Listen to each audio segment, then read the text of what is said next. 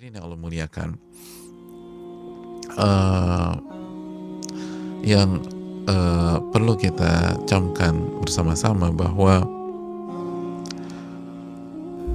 pada dasarnya kita tuh nggak boleh mendiamkan sesama muslim jika itu berkaitan dengan urusan dunia. Jika itu berkaitan dengan urusan dunia atau masalah pribadi, lebih dari 3 hari, itu tidak diperbolehkan. Dan ini yang perlu kita perhatikan bersama-sama. La yahillu li muslimin an yahjura akhahu fawqa thalathi layal. Tidak halal seorang muslim mendiamkan saudaranya lebih dari 3 malam atau 3 hari. Ini hadis dikeluarkan Bukhari dan Muslim. Dan hadis Ka'ab ini pengecualian, ini anomali, karena maslahatnya bukan berkaitan dengan dunia. Ini maslahat untuk Ka'ab, untuk kebaikan Ka'ab. Jadi kalau maslahatnya akhirat, syar'i, mendidik, merubah, atau ada pertimbangan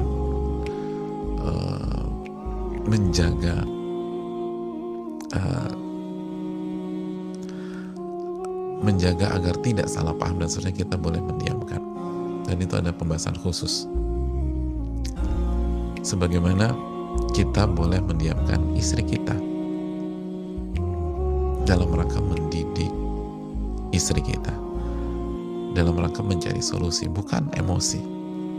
Dan itu yang Allah firmankan dalam surat An-Nisa ayat 34, wahjuruhunna fil madaji', dan diamkan istrimu di tempat tidur. An-Nisa ayat 34. Pertanyaannya, kalau istri atau kalau Ka'ab, berapa lama? Jawabannya tergantung maslahat. Selama mendiamkan itu efektif.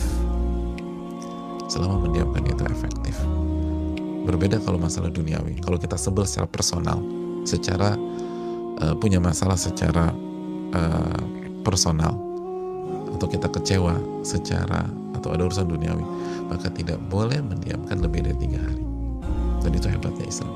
Islam mengakomodir sisi humanis kita. Kita nggak semua orang kayak Nabi SAW. Mungkin kita harus mengekspresikan dengan mendiamkan. Oke, tapi 3 hari ya. Selebihnya itu syaitan. 3 hari itu manusiawi, wajar. Orang malas bicara, malas komunikasi, wajar. Tapi 3 hari. Selebihnya itu syaitan. Nah, kenapa Ka'ab 50 hari sekali lagi? Nabi nggak benci sama Ka'ab. Para sahabat lihat, begitu Ka'ab diterima tobatnya, semua senang, semua lari. Ada yang naik kuda.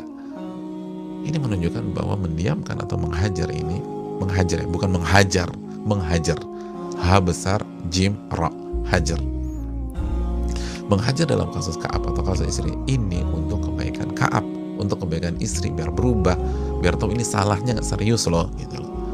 Nah, sampai kapan? Sampai maslahat. Makanya kata orang, kenapa 50 hari? Karena kalau lebih dari 50 hari, kata sebagian para ulama, itu sudah kontraproduktif. Ini bisa berbalik. Orang tuh udah benar-benar titik nadir, udah pas sudah. Tapi nggak semua orang bisa disamakan dengan Ka'ab. Ada mungkin orang cuma 10 hari, 15 hari. Oh, kalau nggak hancur deh. Makanya orang yang mau mendiamkan bukan main asal-asalan. Dia harus tahu siapa yang dia diamkan. Dia harus tahu kemampuan orang yang dia diamkan, kemampuan menangkap pesan, dan sampai berapa lama orang itu bertahan. Karena kalau misalnya tidak diperhitungkan, bahaya. Kita diamkan istri, sedangkan kita nggak ngerti istri kita nggak bisa membaca istri kita nggak tahu kemampuan dan daya tahan istri kita, lalu diamkan lama, bisa berbalik, bisa selingkuh tuh istri, bisa hancur-hancuran.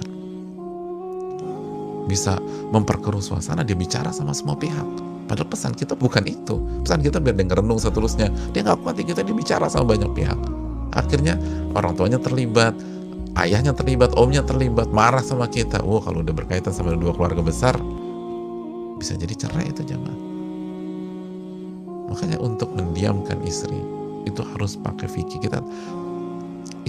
Tujuan mendiamkan istri dalam An-Nisa 34 itu untuk merubah, untuk mendidik, bukan untuk melampiaskan. Melampiaskan emosi hanya 3 hari, lebih 3 hari nggak boleh.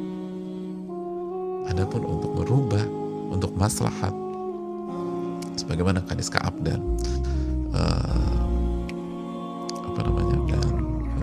An-Nisa 34, maka itu dikembalikan kepada maslahat. Wallahu ta'ala.